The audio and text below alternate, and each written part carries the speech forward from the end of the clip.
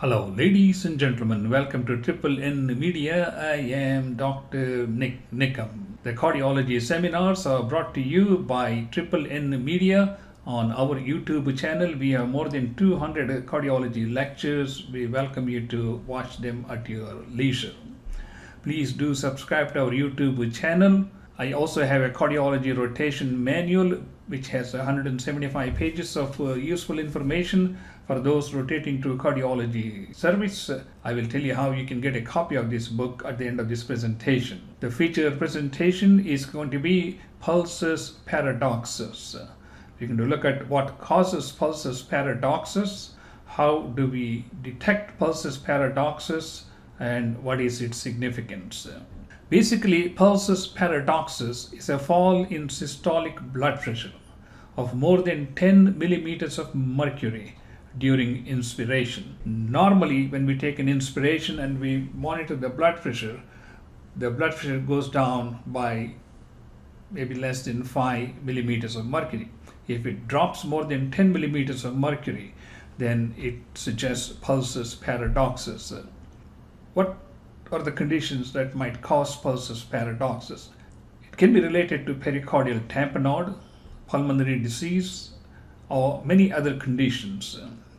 It can also be seen in obesity, pregnancy, sepsis.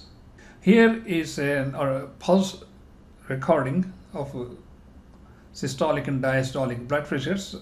And normally the systolic and diastolic blood pressure fluctuates with expiration and inspiration. During inspiration, the blood pressure drops.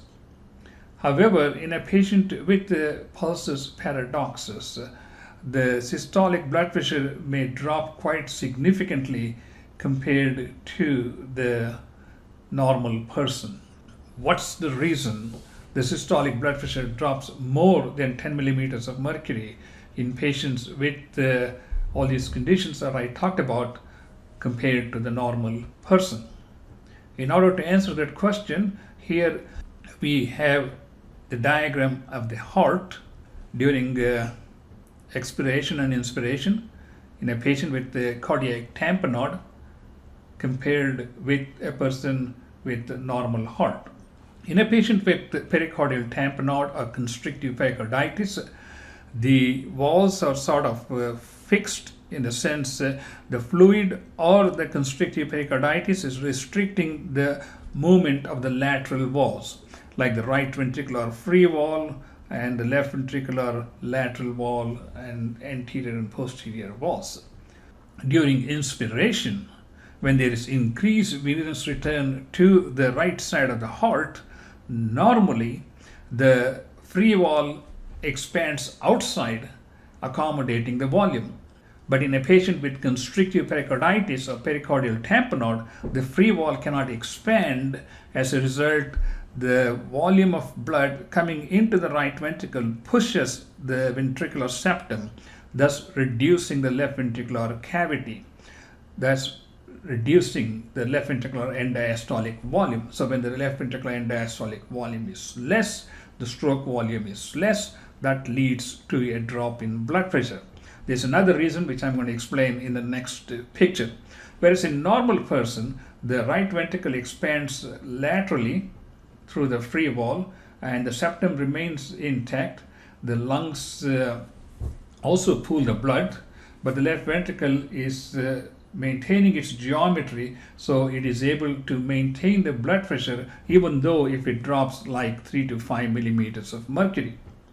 Now let's look at this graphic representation of Pulsus Paradoxus. Here during expiration we have a systolic blood pressure around like 100 millimeters of mercury, and with the inspiration the blood pressure drops to almost like 75 to 80 millimeters of mercury. So there is a dramatic drop in the blood pressure, the systolic blood pressure during inspiration, and this is diagnostic of Pulsus Paradoxus. We should not confuse Pulsus Paradoxus with Pulsus alternans or electrical alternans. In case of pulsus alternans, we see every other beat where the blood pressure is lower compared to the previous beat. It can be related to any number of causes. Can be seen in patients with pericardial effusion also when the heart is swinging back and forth during cardiac cycles. It can also be seen in patients with ectopic beats. If the patient has, for example, ventricular bigeminy, we may see pulsus alternans. Anyway, coming back to the pulsus paradoxus, let's look at this from a different point of view. And here is a chart which is showing the entire hemodynamic changes that are happening inside the heart causing this pulsus paradoxus. During inspiration, there's increased venous return, which I already talked about. That tries to fill the right ventricle. But since the right ventricle cannot expand laterally through the free wall of the right ventricle, it pushes the interventricular septum, decreasing the left ventricular cavity size and volume. At the same time, during inspiration, the lungs expand. When the lungs expand, there is pooling of the blood in the pulmonary circuit. When there is pooling of the blood in the pulmonary circuit, there is less blood returning to the left atrium and to the left ventricle, so the stroke volume is going to be low, or the end diastolic volume is going to be low. As a result, the stroke volume goes down, the pulse amplitude goes down, resulting in an exaggerated drop in systolic blood pressure. How do we normally measure this at bedside? We hook up a cuff and then we auscultate for the carotid cause sounds as the blood pressure cuff is slowly deflated. Time respirations simultaneously. Mark when the blood pressure sounds are heard only in expiration. You inflate the cuff and you just mark the beginning of the systolic blood pressure during expiration. Repeat the exercise. Mark the beginning of the systolic pressure during inspiration.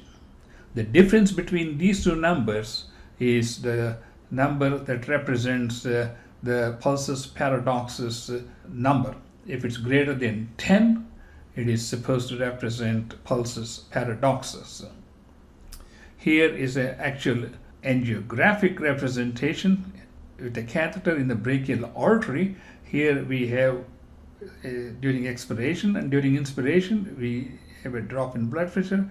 Expiration, and during inspiration we have a drop in blood pressure, which is quite significant. So this is an example of a pulsus paradoxus. There are a number of conditions. That can cause pulsus paradoxus. It can be seen in patients with severe acute asthma, congestive heart failure, chronic pulmonary disease, pericardial tamponade, tension pneumothorax, constrictive pericarditis. It can also be seen in patients with restrictive cardiomyopathy. So ladies and gentlemen, this is a quick review of a pulsus paradoxus. How do you measure it? What are the numbers you rely upon? And what are the conditions we find this pulsus paradoxus? The treatment is, of course, treatment of an underlying cause. We have more than 200 lectures on our YouTube channel, and please do subscribe to our YouTube channel. If you'd like to get a copy of a cardiology rotations manual, please send me an email to drniknikam@gmail.com, and I will be more than happy to send you a copy of this one. And please do subscribe to our YouTube channel. I will see you in the next video.